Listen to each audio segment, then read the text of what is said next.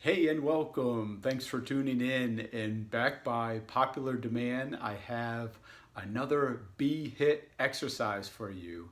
B-HIIT, if you're just watching for the first time, if you're not familiar with it, is a term I came up with. It stands for B, brain, and then HIIT, H-I-I-T, high intensity interval training. So we all know probably about HIIT in terms of working our body physically, doing number of different exercises in a high intensity mode. This is to train the brain though. It's similar concept, except just like we train a muscle group like a bicep curl, we can develop exercises that work different regions in our brain, similar to working our muscles, and the payoffs can be invaluable in terms of neuroplasticity, in terms of producing more neurons, producing different pathways, producing BDNF. It's endless, the potential of these types of exercises. It's very exciting, and even the results, it's so varied. People tell me it benefits them in terms of their attention span, their focus. People tell me it helps relax them. Some people tell me it helps them sleep better. People tell me they see carryover in other activities, especially activities that require a lot of coordination, even into the sports they're playing. So it really seems limitless what these types of exercises can do.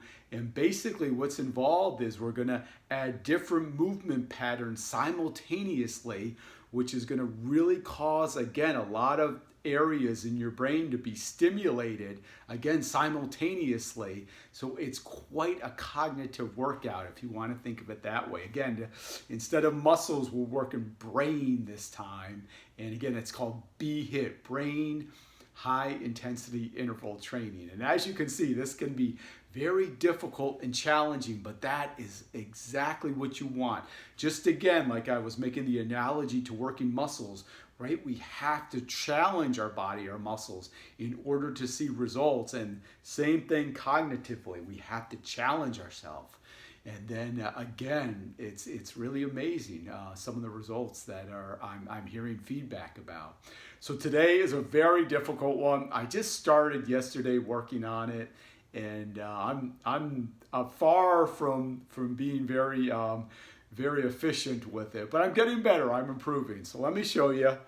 I'm going to pan down a little bit so you can get a good view of me. So what you're going to do is you're going to start with both arms over your head. So I have both arms up. I'm going to raise this up just a little bit more so you can see my arms. Okay.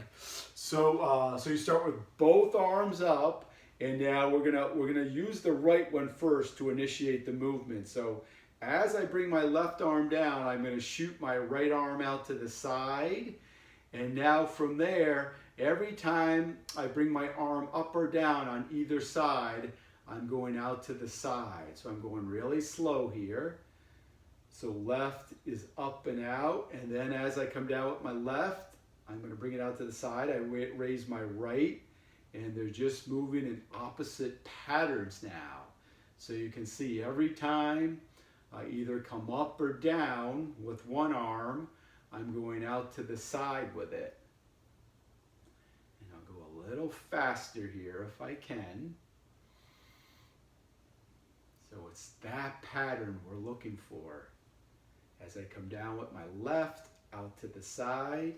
As I come down with my right, out to the side. As I may raise my left, out to the side. As I raise my right, out to the side. Here comes the left down and out. Right down and out. And again, that's the sequence we're looking for.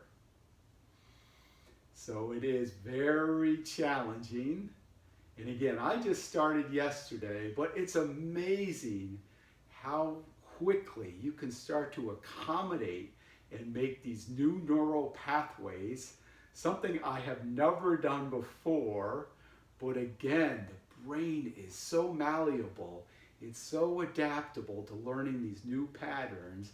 And I am focusing tremendously here. I know I'm jabbering on, but I am really locked in here, trying to stay in sync with these movements. So I hope you can see that pattern. It's just, again, every time you're bringing one arm up or down, you're pausing and going to the side. And the other arm is doing the exact opposite pattern.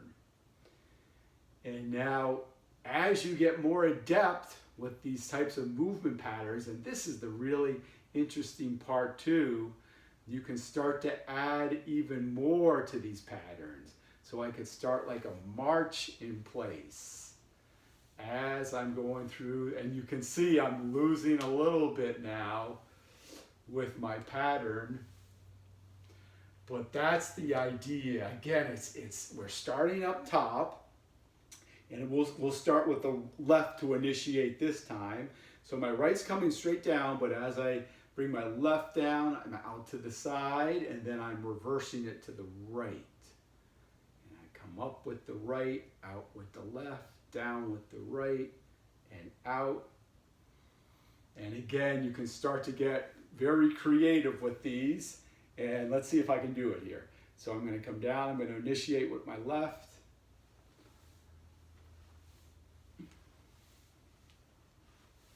Okay, getting a little better.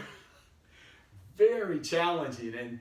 And you can feel, I mean, I know I keep making this analogy back to working muscles, but boy, it feels like you have so much stimulation going on in your mind.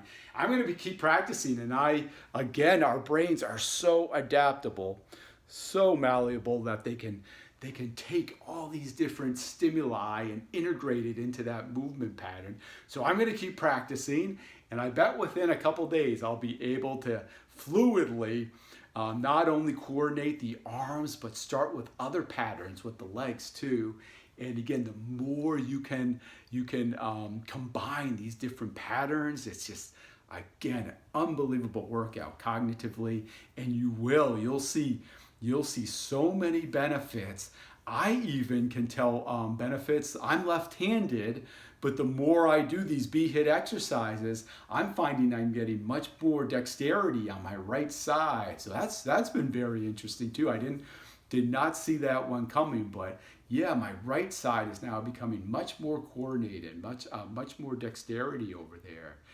So you practice that one. I certainly am going to start working on it, and I'll keep producing more of these videos with different B-HIIT exercises. And the key is too, once you have, you're able to complete those patterns, and again, you can coordinate a lot of different movements, but we always want to keep enhancing it too. So once maybe you have this pattern down, I can introduce a new one to you, and then maybe a week or two later, you come back to this one and see if if you still are able to complete that. And I think you'll be amazed, again, how those pathways are formed just through repetitions, and then we're able to sustain them. That's really the amazing part. All right, so you work on that. I will too, and I'll speak to you soon. Bye-bye.